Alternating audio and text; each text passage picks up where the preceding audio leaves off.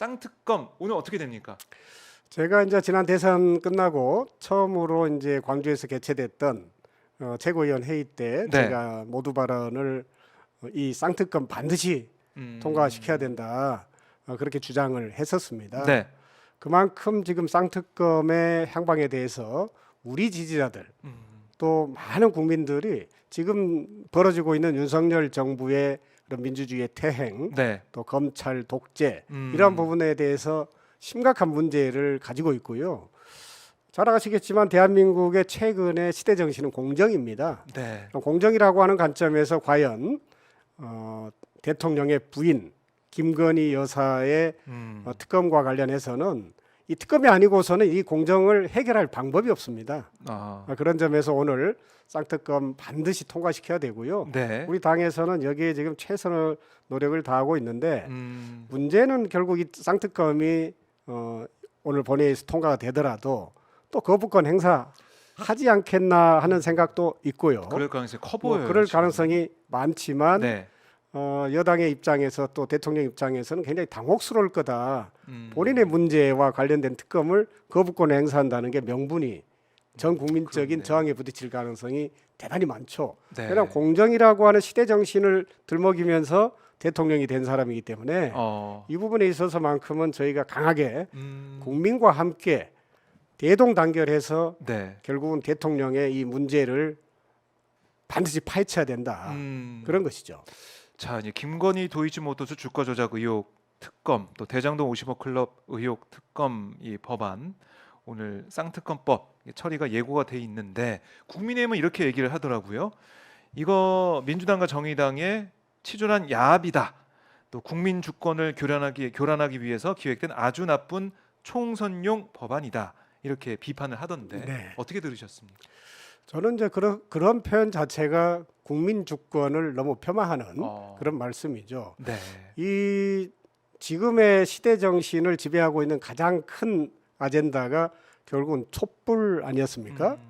2016년, 17년 네. 이 거리에서 광화문에서 또 광주 금남로에서 전국에서 모여들었던 뭐 1,000만, 2,000만 이 국민들께서 그 주권의 힘으로 대한민국 새롭게 만들어라 네. 이런 명령을 했던 것인데 그랬죠. 정치권이 여전히 그걸 제대로 이행하지 못하고 있는 상황이 가장 큰 문제거든요. 네. 저는 이 쌍특검을 통해서 그러한 것들을 다시 한번 환기시키고 국민 주권을 바로 세우는 과정에 네. 국회가 복무하는 것이다라고 생각하기 때문에 국민의힘의 그러한 태도는 대단히 국민 주권을 제대로 이해하지 못하고 있거나 주권자인 국민을 업신여기고 있다 이렇게 볼 수밖에 없습니다.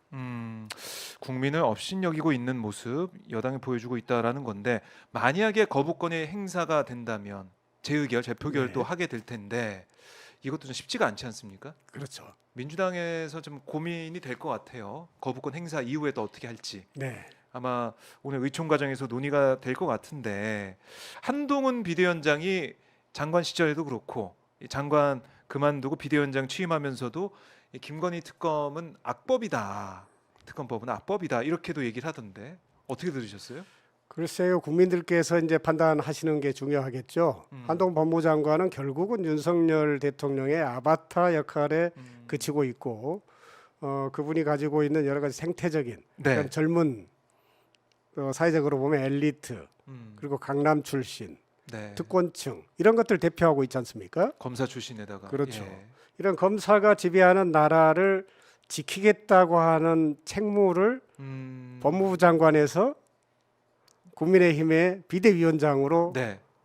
직통한 것은 누구도 상상하거나 동의하기 어려운 내용인데 네. 이걸 했단 말이죠. 음. 이것은 어떻게 보면 궁지에 몰린 쥐가 고양이를 물듯이 지금 국민 주권이라고 하는 큰 분노의 목소리에 대통령이 최후의 저항을 하고 있는 건 아닌지 그런 측면에서 보면은 만약에 네. 거부권을 행사하고 한동훈 비대위원장이 여기에 몰두하게 되면 결국은 여당이 총선에서 제대로 심판받을 것이다. 그리고 그러한 심판 과정을 통해서 윤석열 정부의 향배가 결정이 될 거다. 저는 그렇게 생각해서 거부권을 행사하지 않는 것이 이제 최선의 대책이 될 거다라고 생각합니다. 거부권 행사를 하지 말아야 된다.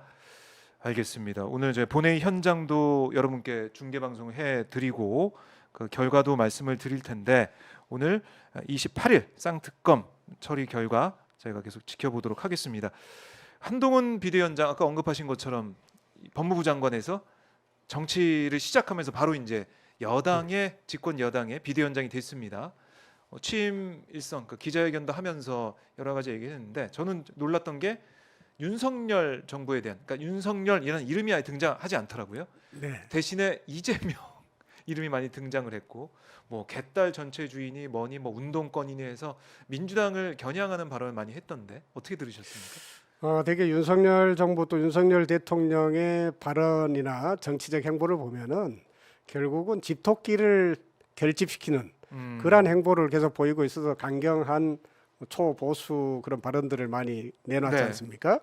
뭐 이념 논쟁을 한다든지 그래서 수구 꼴통이라고 우리가 생각하는 그런 발언들을 통해서 우리들을 거꾸로 이념적으로 몰아붙였단 말이죠. 이러한 행보의 연속선상이 있다고 보여지고 한동훈 비대위원장은 검사 출신으로서 결국은 대상을 유죄냐 무죄냐 네. 라고만 바라보는 그러한 행태에서 하나도 벗어나지 않았다라는 생각이 들고요. 예. 정치를 바라보는 태도가 지극히 검사스럽다. 검사스럽다. 그렇죠. 우리가 원하는 정치는 그러한 양분법, 이분법적인 정치 네. 또는 과거의 그런 냉전 시대의 문법 이런 것들이 이미 벗어난 지 오래잖아요. 네. 지금은 다양성, 다원주의 이런 것들이 담보될 수 있는 정치를 국민들은 바라고 있거든요. 그런 점에서 국민의힘도 소위 혁신의 물꼬를 한동훈 비대위원장을 통해서 하겠다 하는 거는 네. 우리는 이제 뭐 국민들은 아랑곳 없이 우리는 우리대로 마이웨이를 갈 테니까 알아서 해라라는 그런 의미로 비춰져서 네. 과연 그 혁신이 성공할 수 있을까 그런 생각이 듭니다. 그러니까요. 그 혁신 우리가 이제 강서구청장 보궐선거 이 결과 이후에 대통령이 어떻게 바뀌느냐, 국정 전환이 이뤄지느냐, 그렇죠. 그걸 봤는데 그거는 지금 12월 말이 됐는데도 네. 보이지 않는 것 같아요. 대통령은 뭐 변하거나 이런 얘기는 없고 그냥 당이 어떻게 변하겠다. 김기현 대표에서 한동훈 비대위원장 바뀌고. 그렇죠. 지금은 당이 이제 뭐 완전 꼴통 네. 윤석열 대통령의 당으로 만들어가는 것이 혁신이다라고 주장하는 것과 다를 바 없어서 한동훈 비대위원장 과연 할 수 있는 게 뭐가 있을지 참 기초가 주목이 됩니다. 호남 민심은 좀 어떻습니까? 지금 윤석열 정부의 이런 모습 그리고 국민의힘은 변하겠다라고 오늘 뭐 비대위원 인선도 했지만은 네. 이런 모습 어떻게 좀 판단하고 있어요? 저는 이제 선거 캠프를 새롭게 꾸리고 네. 그 선거 사무실에 플랜카드를 설치했습니다. 어, 플랜카드에 이렇게 적었습니다. 네. 윤석열 탄핵, 오, 정권 교체 네. 반드시 이루겠다. 세게 저는 이번 적으셨네요. 총선의 예. 결국 목표가 민주주의의 퇴행을 막고 음, 지금의 정부의 행태를 우리가 보고만 있지는 않겠다. 네. 예, 그러한 국민, 저희 유권자들의 말씀을 플랜카드에 그대로 적어놓은 거거든요. 아, 저는 그것이 호남의 여론이다 이런 말씀을 드리고 싶고 네. 정치인은 자신을 지지해준 지지자들의 목소리를 대변하는 거기 때문에 선거 관련 가장 중요한 플랜카드에 네. 유권자 국민들의 생각을 적을 수밖에 없는 거 아니겠습니까? 아하. 네, 그러니까 이번 총선이 중요하다라는 그 말씀 가슴에 와닿는데요. 한동훈 비대위원장 뭐 오늘 이 김건희 특검법에 대해서 또 비판한 메시지를 아마 낼 것 같은데 네. 거부권 행사가 된다면 그 후폭풍 얼마나 또 크게 불어올지 이건 계속 또 지켜봐야 될 것 같아요.